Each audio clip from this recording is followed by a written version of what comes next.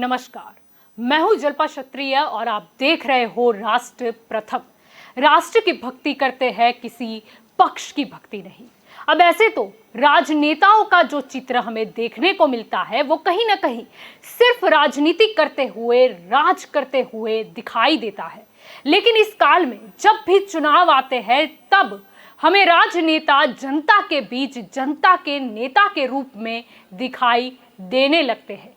एक छवि परिवर्तन हम सब देख सकते हैं। चुनावी माहौल और चुनाव के परिणाम के बाद परिस्थितियां काफी भिन्न होती है, ये तो अब आम आदमी भी समझ चुके हैं। यानी कि आम लोग जानते हैं कि वह राजनीतिक कहावत कि जनता की थाली में पुलाव आया है क्योंकि चुनाव आया है।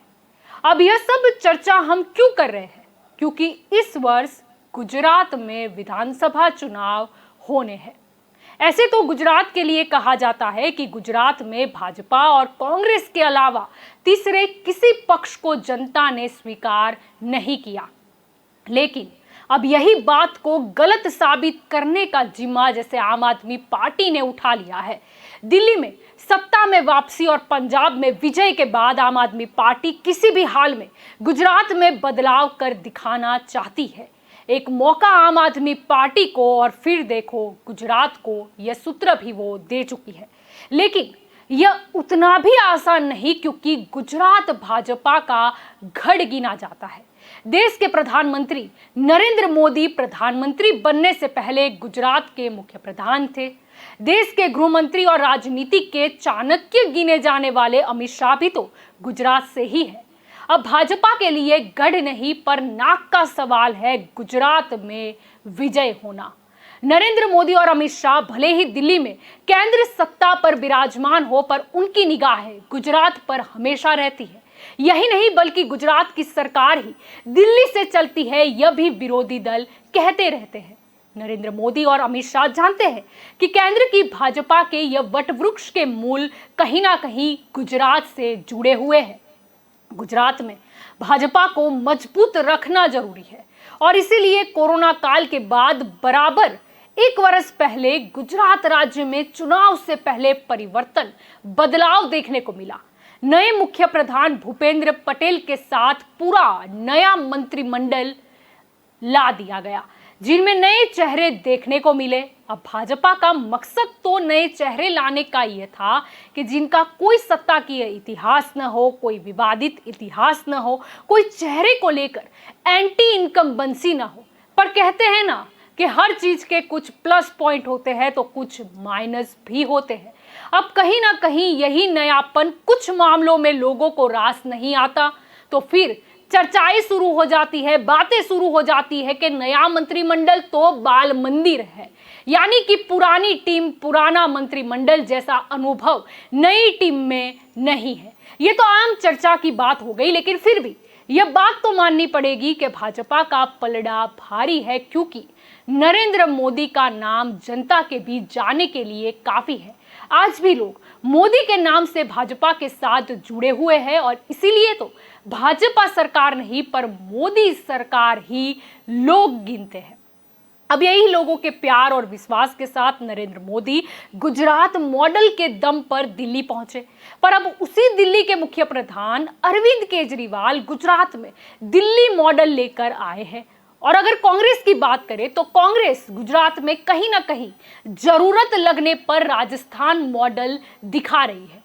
कांग्रेस के लिए ऐसे तो सत्ता हासिल करने से ज्यादा विरोध पक्ष बचाने की चुनौती है, क्योंकि पहले भाजपा और कांग्रेस की जो राजनीतिक नोक-झोंक देखने को मिलती थी, उसके बदले अब आम आदमी पार्टी के विरोध और रणनीति के चलते भाजपा और आम आदमी पार्टी की नोक-झोंक देखने को मिलती है। जैसे कि भाजपा का विरोध पक्ष आम आदमी पार्टी ही हो, जिन्हें जनता की आवाज उठानी है।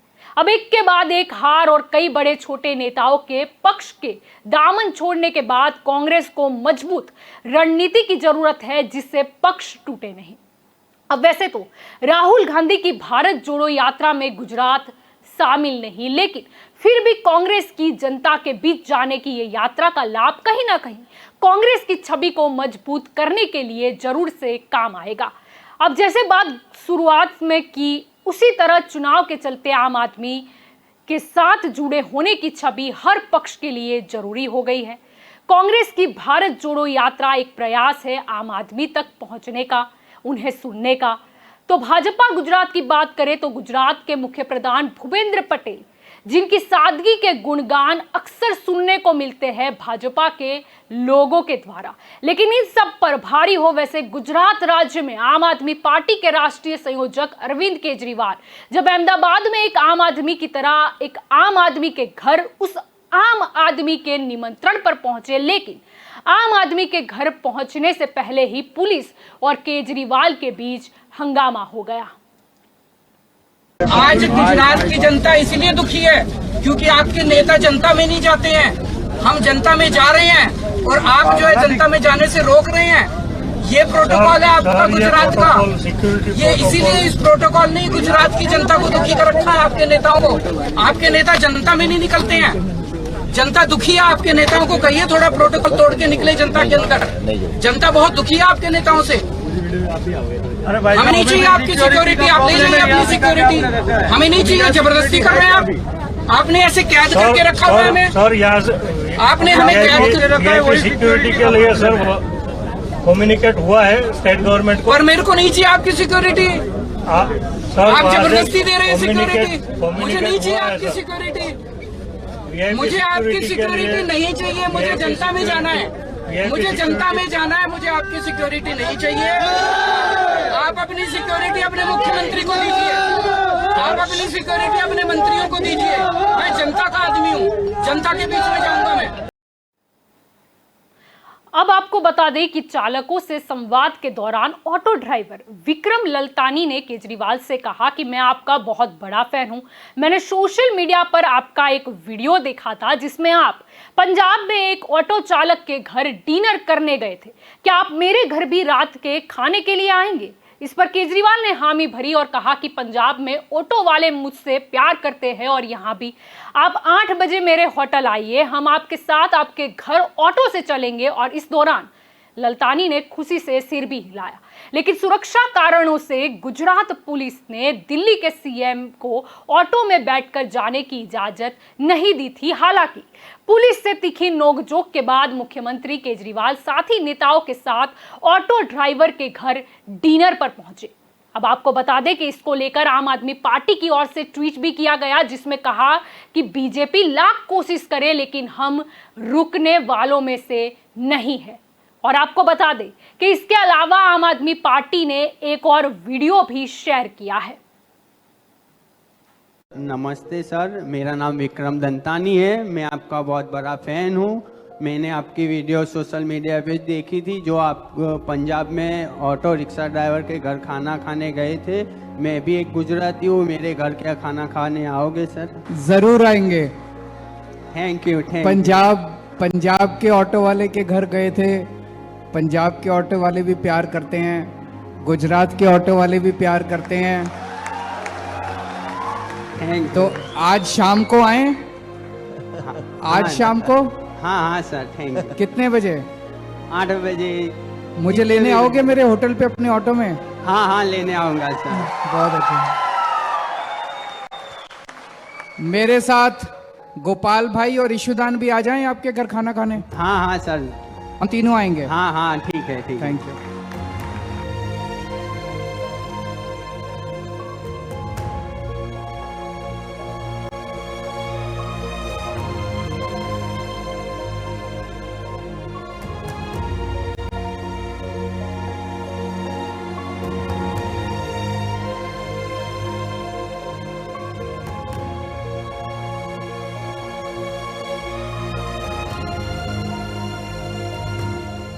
ऑटो ड्राइवर हैं अहमदाबाद में। आज ऑटो चालकों के साथ जो हमारा संवाद हुआ उसमें विक्रम जी ने इच्छा जताई कि मैं उनके घर खाने के लिए आऊं और मैंने उनका निमंत्रण स्वीकार किया। अभी मैं उनके ऑटो में बैठ के उनके घर खाने के लिए आया। उनके पूरे परिवार से मिला। उनके दादा, उनकी दादी, उनकी पत्नी, उनका बच्चा, उनकी बहन, उनके जीजा जी, सब लोग लोगों से मिला, बहुत अच्छा लगा इनके परिवार से मिलके, और जो खाना खिलाया बिल्कुल जैसे हम अपने घर में बनाते हैं वैसा ही खाना था, बहुत अच्छा खाना था। मैं पूरे परिवार का शुक्रिया अदा करना चाहता हूँ, और मैंने इनके पूरे परिवार को निमंत्रण दिया है। इनकी वाइफ दिल्ली की हैं, तो जब भी अगली बार दिल्ली आए तो वो मेरे घर पे आए खाने के लिए, जैसे इन्होंने मुझे अपने घर पे बुलाया, मैं भी इनको निमंत्रण देता हूँ कि ये भी मेरे घर खाने के लिए आए।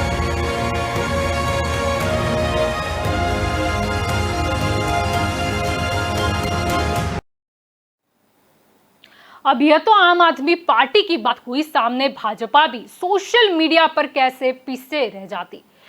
और वैसे भी जरूरी है दोनों पक्ष की बातें सुनना। दरअसल बीजेपी दिल्ली ने ट्विटर पर परवेज साहिब सिंह की ट्वीट को रिट्वीट किया, जिसमें लिखा गया है कि केजरीवाल पर हिंसात्मक हमला हो सकता है, इसीलिए आप गुजरात ने पत्र लिखकर स्पेशल सिक्योरिटी की मांग की थी। फिर फिल्मी कहानी रचती है कि पुलिस लोगों से मिलने नहीं जाने दे रही, सुरक्षा नहीं मिले तो केंद्र हमला करवाना चाहती है, और सुरक्षा मिले तो कैद कर रहे हैं वार इच्छाधारी गिरगिट। और साथ ही प्रूफ के लिए एक फोटो रखी गई जिसमें 2 लेटर हमें दिखाई दे रहे हैं। अब बात यहीं से नहीं अटकी, बीजेपी दिल्ली ने एक वीडियो ट्विटर पर पोस्ट किया जिसमें लिखा गया कि सिक्योरिटी मांगने को लेकर केजरीवाल का यू टर्न। आप मेरे को सुरक्षा नहीं दे सकते? नरेंद्र मोदी जी प्रधानमंत्री होते हुए अगर दिल्ली के मुख्यमंत्री की सुरक्षा नहीं कर सकते तो इस्तीफा दे दें। हमें नहीं चाहिए आपकी सिक्योरिटी, आप नहीं चाहिए अपनी सिक्योरिटी, हमें नहीं चाहिए। जबरदस्ती कर रहे हैं आप, आपने ऐसे कैद करके रखा हुआ है हमें, सर यहाँ से आपने हमें कैद करके रखा है, वही सिक्योरिटी के लिए सर कम्युनिकेट हुआ है स्टेट गवर्नमेंट को। और मेरे को नहीं चाहिए आपकी सिक्योरिटी, आप जबरदस्ती दे रहे हैं सिक्योरिटी, मुझे नहीं चाहिए आपकी सिक्योरिटी। चलो, ये नोक झोंक तो चुनाव के समय जैसे आम हो गई है। अब गुजरात राज्य की बात करें तो 182 विधानसभा सीटें हैं। अब थोड़ा फ्लैशबैक में जाएंगे। सबसे पहले कांग्रेस की ओर से क्या ध्येय बताया गया था वह देखते हैं, और उसके बाद आज भी क्या ध्येय बताया जा रहा है उस पर एक नजर करते हैं। 2022 में 125 प्लस સાથે સરકાર જ્યારે બનવા જઈ રહી છે ત્યારે એ સરકાર બન્યા પછીના જે અમારા પ્રોમિસીસ છે, સરકાર બન્યા પછીની અમારા જે વચનો છે એની પણ ઘોષણા 27મી તારીખે દ્વારકા ડિક્લેરેશનમાં કરીશું કરવાની છે। એનું માર્ગદર્શન આદરણીય અશોકજી આપશે। પહેલા પણ નેતૃત્વ સંભાળ્યું છે, થોડાક આંકડાઓ પૂરતા અમે ગઈ વખતે સત્તાથી બહાર રહ્યા, જે કથરો રહી છે પૂરી કરીશું અને 125 પ્લસ સાથે ગુજરાતમાં કોંગ્રેસની સરકાર બનાવી છે। यानी कि कांग्रेस का पहले भी ध्येय 125 प्लस सीटों का था और अभी भी 125 प्लस सीटों का है। अब देखते हैं कि आम आदमी पार्टी की ओर से एक प्रेस कॉन्फ्रेंस हुई थी सबसे पहले, जिसमें क्या कहा गया था। और ये तो पहले की बात थी। अब अरविंद केजरीवाल का यह मानना है कि 2 महीने रह गए हैं, भाजपा जा रही है और आम आदमी पार्टी आ रही है। आइए करते हैं नजर। आम आदमी पार्टी नो विरोध करे छे, नहीं आम आदमी पार्टी नो कोई धारासभ्य गुजरात में के नहीं कोई केंद्र ની અંદર અમારા મંત્રી કે લોકસભાની અંદર સાંસદ, છતાંય આજે આમ આદમી પાર્ટીનો ભાજપે વિરોધ કરવો પડે છે એટલા માટે કે એમની જ આઈબીઓ સર્વે આપે છે કે 55 થી 60 સીટો ઉપર આમ આદમી પાર્ટી હાલની તારીખમાં ગુજરાતમાં જીતે છે। तो दोस्तों, गुजरात को भ्रष्टाचार मुक्त, भय मुक्त शासन दिया जाएगा। अब डरने की जरूरत नहीं है। वैसे भी अब 2 महीने रह गए, वैसे इनका जाने का, भाजपा जा रही है, आम आदमी पार्टी आ रही है।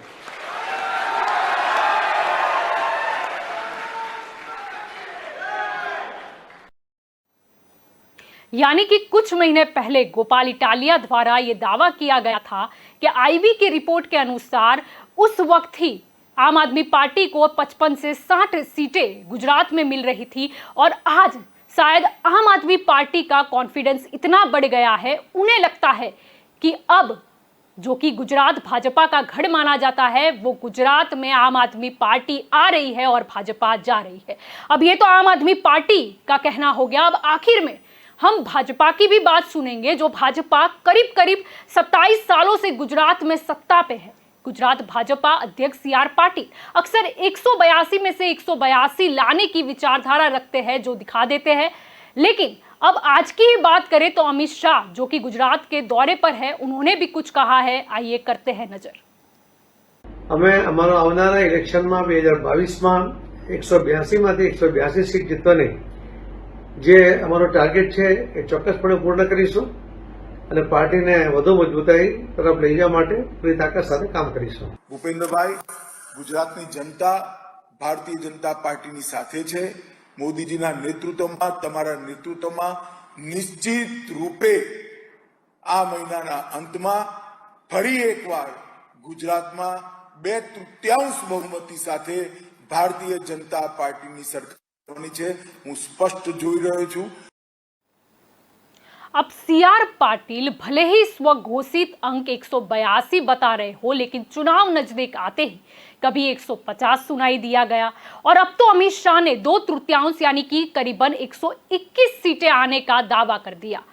यह अंक कम क्यों होते जा रहे हैं? यानी कि अमित शाह, जो कि हमेशा से प्रैक्टिकल बात करने में मानते हैं, या कहीं ना कहीं उन्हें अनुभव से लगता है कि 150 सीटें पॉसिबल नहीं, क्योंकि पिछले चुनावों में भी 150 का लक्ष्य था, जो शायद अमित जी को याद आ गया। आइए करते हैं एक नजर।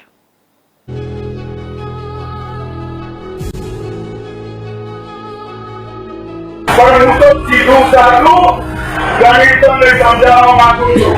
नरेंद्रभाई सीएम હતા તો 123 સીટો આવી હતી કે નથી આવી ગઈ બોલો? તો નરેન્દ્રભાઈ પીએમ હતો કેટલી સીટો આવી જોઈએ? કેટલી આવી જોઈએ? આનાથી ઉપર કોઈ ગણિત કરવાની જરૂરત નથી.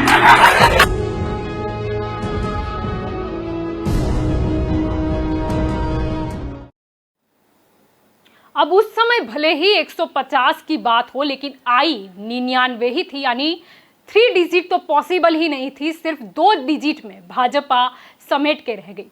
और वैसे भी जैसे अमित जी ने बताया था कि जब नरेंद्र मोदी सीएम थे, तब अगर उतनी सीटें ही आई थी, तो अब प्रैक्टिकली सोचा जाए तो नरेंद्र मोदी का रिकॉर्ड क्या भूपेंद्र पटेल द्वारा तोड़ दिया जाएगा या टूटेगा? ये सोचने का विषय है। अब उस हिसाब से भी अभी जो 2/3 सीटों की अमित जी ने बात कही है, वो तो बिल्कुल ठीक नजर आती है। अब ये चिंता का विषय कहां आता है, वो भी हम आपको बताने जा रहे हैं, क्योंकि सी.आर. पाटिल अगर 182 सीटें भाजपा की नहीं आती तो क्या प्लान है उनका, वो भी वो पहले ही बता चुके हैं। आइए करते हैं नजर। तो आओ આપણે સાથે મળીને રાજકોટના આવનારા ઇલેક્શનમાં 72માંથી 72 સીટ જીતવાનો સંકલ્પ કરીએ. आओ આપણે આવનારા વિધાનસભામાં 182માંથી 182 સીટ જીતવાનો સંકલ્પ કરીએ. હું જો 182માંથી 181 સીટ આવે ને, હું તે દિવસે રાજીનામું આપી દેવાનું. ભૂપેન્દ્રભાઈ, ગુજરાતની જનતા ભારતીય જનતા પાર્ટીની સાથે છે. મોદીજીના નેતૃત્વમાં, તમારા નેતૃત્વમાં નિશ્ચિત રૂપે આ મહિનાના અંતમાં ફરી એકવાર ગુજરાતમાં 2/3 બહુમતી સાથે ભારતીય જનતા પાર્ટીની સરકારની છે. હું સ્પષ્ટ જોઈ રહ્યો છું. अब सी.आर. पाटिल ने तो यकीन दिलाया था कि अगर 182 में से एक सीट भी कम आती है तो वो इस्तीफा दे देंगे। अब अमित शाह, जो कि खुद कह चुके हैं कि 2/3 के साथ भाजपा जीतेगी, तो क्या अब सी.आर. पाटिल अपना जो इस्तीफा है वो लिखकर तैयार रखेंगे? क्या सही में सी.आर. पाटिल को पहले ही हार मिल चुकी है क्या? अब ठीक है, वो इस्तीफा तैयार रखे न रखे, ये तो भाजपा का आंतरिक विषय है, पर इन शॉर्ट देखा जाए तो सभी पार्टियों को जीत की उम्मीद है, पर जनता यानी कि आम आदमी ही तय करेगा कि जीत किसकी। लेकिन प्रश्न तो ये भी है कि मुख्यमंत्री कौन? अब भाजपा के नेता तो भूपेंद्र पटेल को चेहरा पहले ही बता चुके हैं, पर क्या भाजपा का मुख्यमंत्री का चेहरा जनता की पसंद है सही? मुख्यमंत्री के तौर पर क्या भूपेंद्र पटेल को जनता देखना चाहती है या नहीं? आइए एक और नजर करते हैं एक वीडियो पर। गुजरात के 6 करोड़ लोग तय करेंगे कि उनको क्या चाहिए।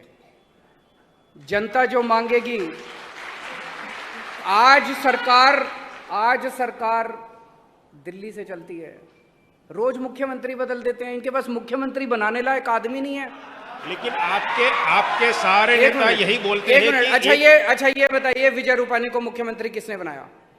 भूपेंद्र पटेल को मुख्यमंत्री किसने बनाया? इन्होंने तो नहीं बनाया, जनता ने, दिल्ली वालों ने बनाया।